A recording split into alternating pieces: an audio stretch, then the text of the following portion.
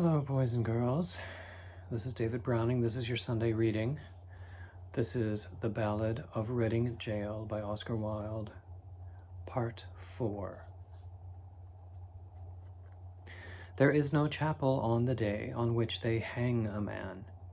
The chaplain's heart is far too sick, and his face is far too wan, for there is that written in his eyes which none should look upon.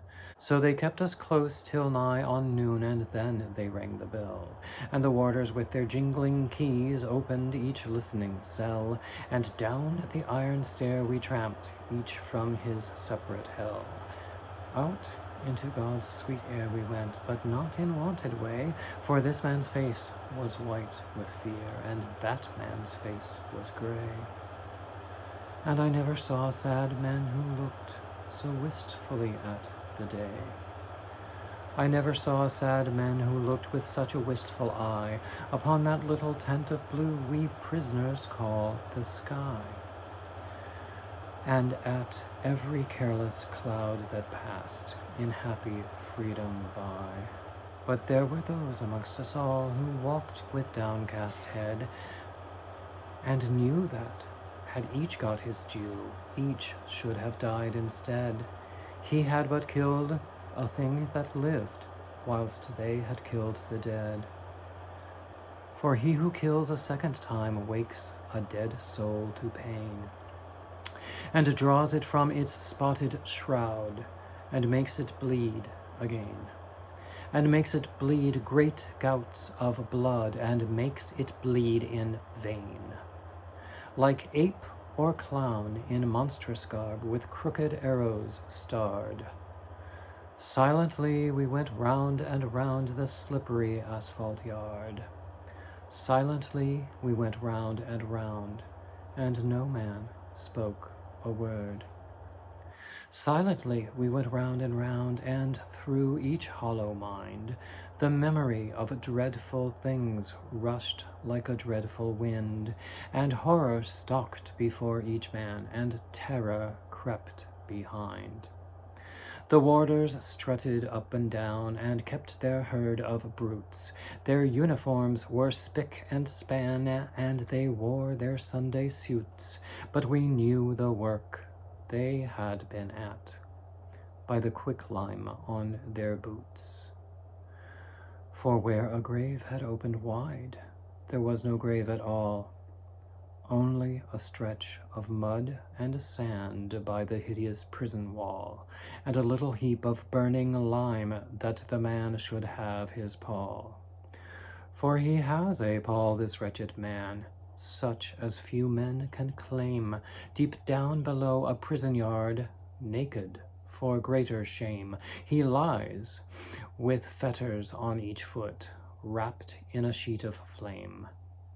And all the while the burning lime eats flesh and bone away. It eats the brittle bone by night, and the soft flesh by day. It eats the flesh and bone by turns, but it eats the heart away. For 3 long years they will not sow, or root, or seedling there.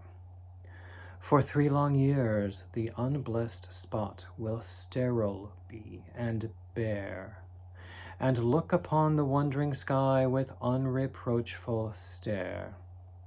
They think a murderer's heart would taint each simple seed they sow. It is not true.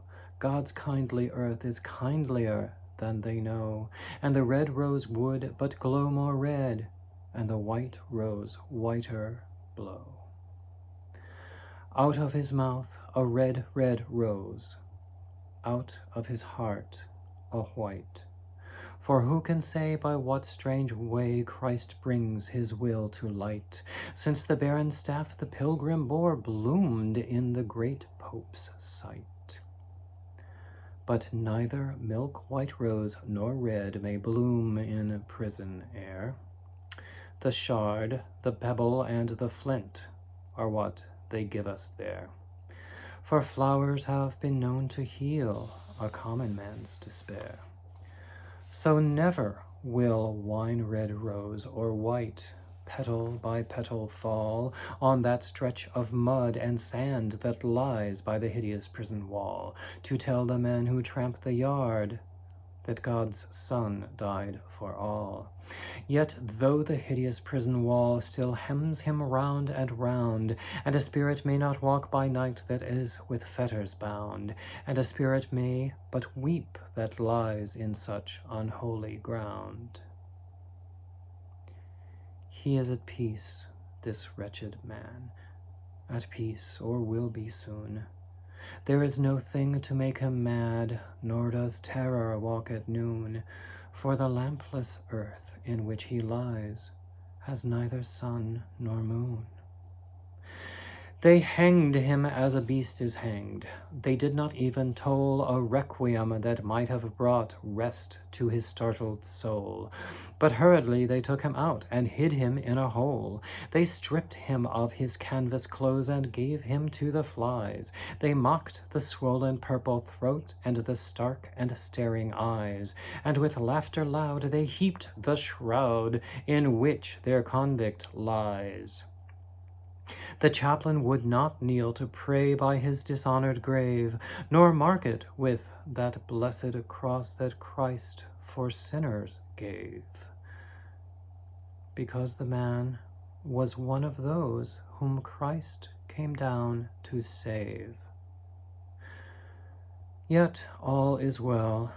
He has but passed to life's appointed burn, and alien tears will fill for him pity's long broken urn. For his mourners will be outcast men, and outcasts always mourn. End of part 4.